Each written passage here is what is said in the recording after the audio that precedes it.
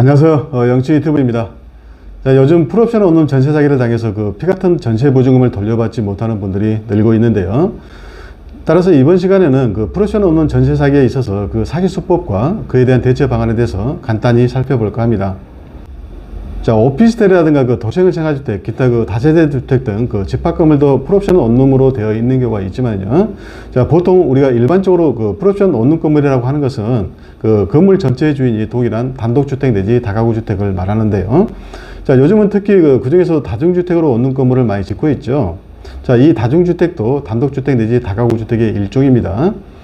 자, 이러한 풀옵션 원룸 건물의 특징은 그 각 호실별로 여러 세대의 세입자가 살고 있고, 즉 여러 명의 세입자가 살고 있고 건물 전체의 주인이 동일하다는 것입니다. 자, 그런데 원룸 건물의 주인이 그 전세 사기를 칠 때에 자, 일반적인 사기 수법은 자, 먼저 전세 계약을 하는 세입자에게는 이렇게 말합니다. 자, 앞으로 다른 방은 거의 다 보증금이 적은 월세로 뺄 것이기 때문에 안전하다고 이렇게 구라를 치고 전세를 놓습니다.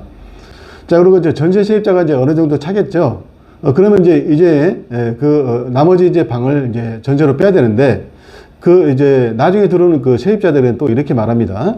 자, 다른 방은 거의 다, 즉 이미 입주한 방은 거의 다 보증금이 적은 월세이기 때문에 안전하다고 이렇게 뻥을 치면서 전세 계약을 해서 결국은 원룸 건물 전체를 거의 다 전세로 빼는 것입니다.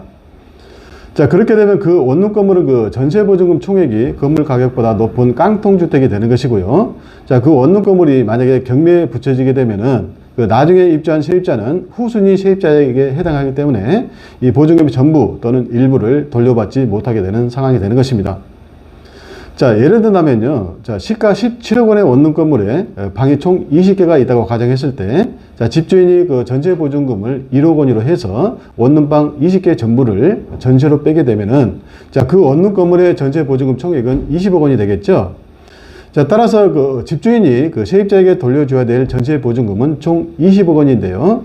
자, 만약에 나중에 그 원룸 건물이 경매에 붙여져서 그 15억 원에 매각되었다고 가정한다면은, 자, 세입자에게 돌려줄 돈이 부족하게 되고 결국은 후순위 세입자는 전세 보증금의 전부 또는 일부를 돌려받지 못하는 위험한 상황에 빠지게 되는 것입니다.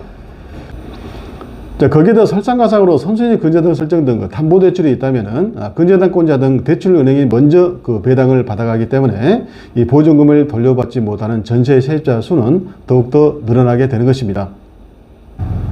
자, 따라서 그 원룸 건물 경매 절차에서 그 매각대금 15억 원을 배당할 때, 자, 전세 세입자가 어떻게 손해를 보는지 간단히 살펴보면 다음과 같습니다. 자, 먼저 매각대금 15억 원에 대해서 그 경매에 들어가는 비용이 있겠죠. 그래서 그 경매에 들어가는 비용을 먼저 제합니다. 그리고 나서 이제 전체 세입자의 소액보증금을 최우선적으로 배당을 해주는 것입니다. 자, 선순위 근저당 담보대출이 있다 하더라도 그 담보대출을 해준 은행보다 그 세입자에게 소액보증금을 우선적으로 배당을 해주는 것입니다. 따라서 이 소액보증금 최우선 변제권이라고 그런 것이죠. 자, 이 소액보증금을 최우선적으로 배당을 받기 위해서는 그 원룸 건물의 경매 신청 등기 전까지, 중요합니다. 원룸 건물의 경매 신청 등기 전까지 대항력을 갖춰야 되는 것이고, 더 나아가서 이제 배당 요구 종기일까지, 중요합니다. 배당 요구 종기일까지 배당 요구를 해야 되는 것이고, 배당 요구를 하지 않으면은 배당을 받을 수 없어요. 즉 소액보증금을 돌려받을 수 없습니다.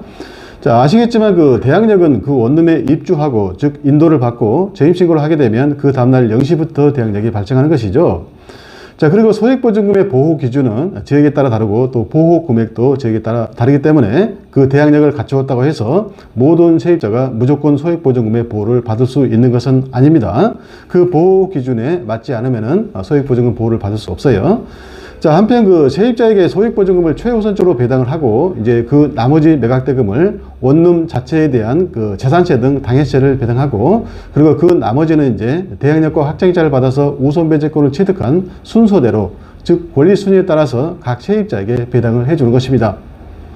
자, 따라서 그 먼저 입주해서 확정이자를 받은 세입자들은 선순위이기 때문에 그 보증금을 돌려받을 수 있겠지만은, 나중에 들어온 세입자들은 확정이자를 받았다 하더라도 권리순위가 후순위이기 때문에 이 전세 보증금의 전부 또는 일부를 돌려받지 못하는 위험한 상황에 빠지게 되는 것입니다.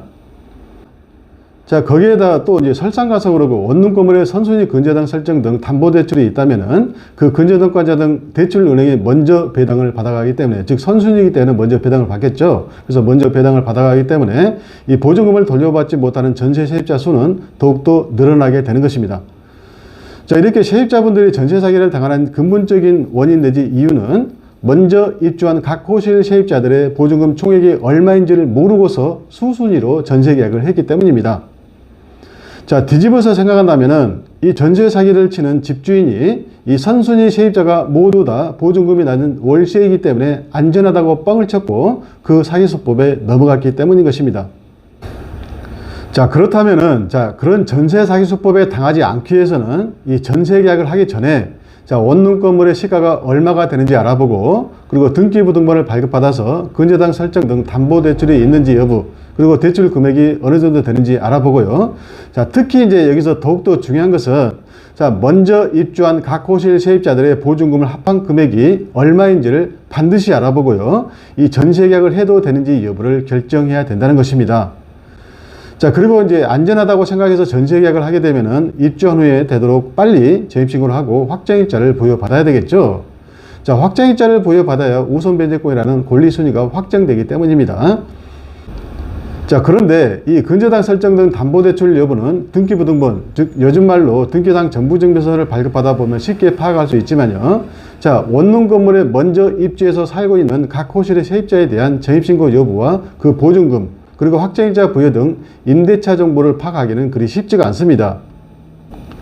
이 주민등록법과 주택임대차보호법에 의하면은 이 당해주택에 대한 이해관계인인 집주인, 그리고 이미 임대차 계약을 해서 전입신고를 한 임차인은 관할관청에 임차인 전입세대 열람과 확정일자 부여에 대한 임대차 정보 제공을 요청할 수 있는 권리가 있습니다. 자, 그렇지만은 이 전세계약 등 임대차 계약을 하려는 사람, 자, 이분들은 아직 전세계약을 해서 입주한 사람 아니죠. 굉장히 중요합니다. 전세계약 등 임대차 계약을 하려는 사람, 자, 그리고 중개업소의 개업 공인중개사는 이해관계인이 아니라고 보기 때문에, 자, 중요하죠. 이해관계인이 아니라고 보기 때문에 관할관청에 전입세대 열람과 임대차 정보 제공 요청에 대한 권한이 없습니다. 자, 따라서 이 임대차 계약을 하려는 사람이나 이 중개업소에서는 이 계약을 하기 전에 집주인에게 각 세대별 임대차 계약서, 그리고 전입세대 열람 내역, 그리고 각 세대별 확정일자 부여 현황을 요구해야 되는 것입니다. 즉 그런 자료를 달라고 요구해야 되는 것이죠.